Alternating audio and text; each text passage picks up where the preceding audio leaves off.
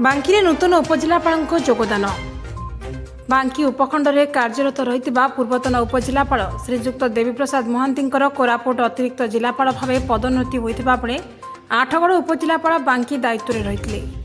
आज पूर्वाह्न औपचारिक भाव बांकीर नूतन उपजिलापाल भाव दायित्व ग्रहण कर श्रीजुक्त प्रणव कुमार बेहेरा। से यह पूर्व तिगिरिया मंडल उन्नयन अधिकारी भाव कार्यरत थे।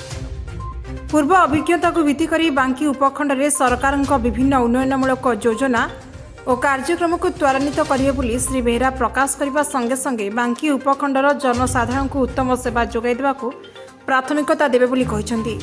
यह अवसर में deputy collector Soumyaranjan Mohapatra, assistant collector Shrimati Priyanka Jujhar Singh, उपविभाग अधिकारी श्रीमती जयंती राउत, नाजर श्री पठाणी बारी, नियंत्रित बजार कमिटीर भारप्राप्त संपादक श्री अशोक कुमार प्रधान समेत उपजिलापाल कार्यालय समस्त कर्मचारी उपस्थित रही नूतन उपजिलापाल स्वागत जनाइथिले। ब्यूरो रिपोर्ट सत्यम न्यूज।